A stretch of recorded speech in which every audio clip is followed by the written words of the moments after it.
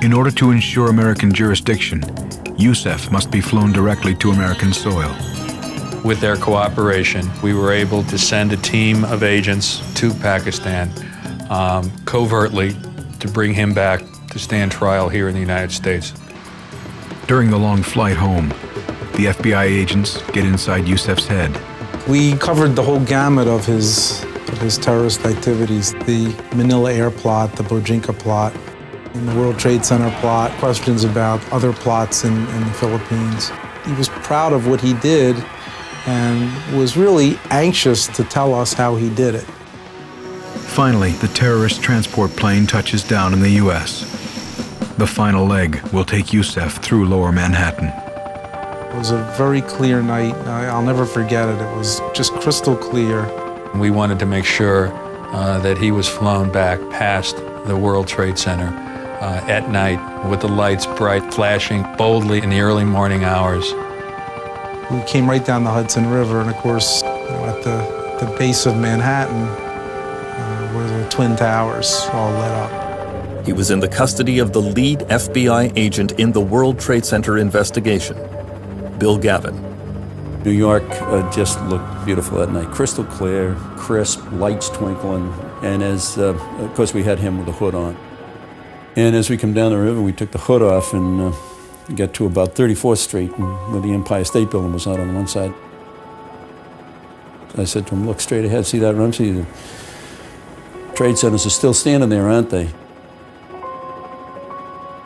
In his little accent, he said, they wouldn't be if I had enough money and enough explosives.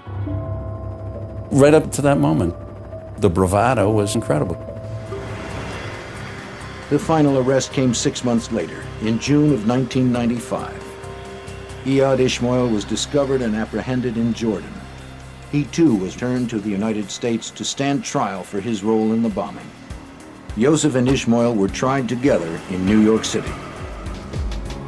In a convoy of federal and local patrol cars, Ramzi Ahmed Yousef was brought into New York City late Wednesday night, ending a worldwide manhunt. He was arrested Tuesday in Pakistan by Pakistani authorities and brought back by the FBI on a U.S. plane, then into custody with heavy security on the street in case of any terrorist attacks prompted by his arrest.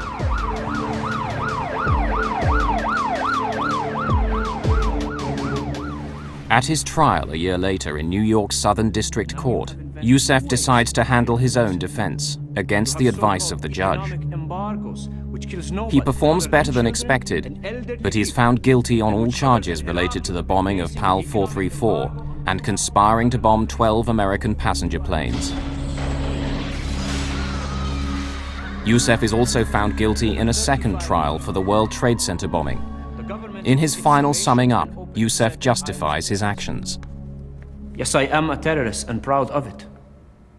And I only support terrorism so long as it's against the United States government and against Israel, because you are more than terrorists. Although Pakistani, Yousef describes himself as Palestinian by choice.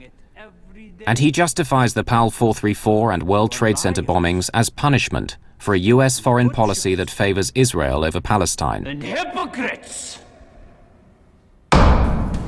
In January of 1998, after being found guilty of the same 38 charges that the other defendants had faced, a judge sentenced the two to life in prison with no possibility of parole.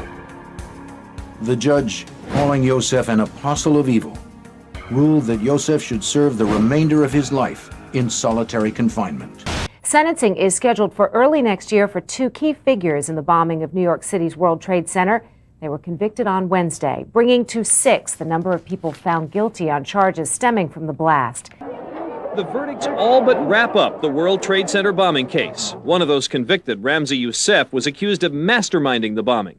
Prosecutors said Yousef told the federal agents who captured him that he hoped the bombing would knock down one of the Trade Center towers and kill 250,000 people. It was a brazen, bold statement of terrorism. It was also a vital piece of evidence in this trial. The other man found guilty, Iyad Ishmael, was accused of helping to mix the bomb chemicals and driving the van that carried the bomb. This is the second guilty verdict for Ramzi Yousef. He was convicted a year ago of plotting to blow up U.S. passenger jets in the Far East. One man charged in the Trade Center bombing, Abdul Yassin, remains a fugitive. The U.S. is offering a $2 million reward. Yousef gave only one interview to the Arabic newspaper Al Hayat. He told correspondent Ragita Durong about a new Islamic militant group that would rise up to challenge the United States. He was speaking about a network, an international network, a network all over different countries, different nationalities. Eventually I said, my goodness, he was talking about Al-Qaeda. He was telling us a lot about Al-Qaeda. Ramzi Yousef might have given some key clues about Al-Qaeda and its intentions, but few in the US government were listening. Ramzi Yousef, while born in Kuwait, was born of Pakistani and Palestinian parents.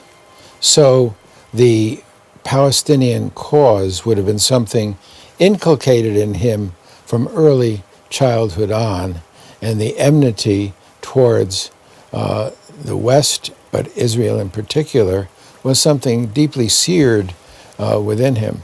Here was a man with very powerful educational credentials to play a very active role in designing airborne explosives and in technically planning operations. One of the interesting aspects about Ramzi Yousef is his family connection.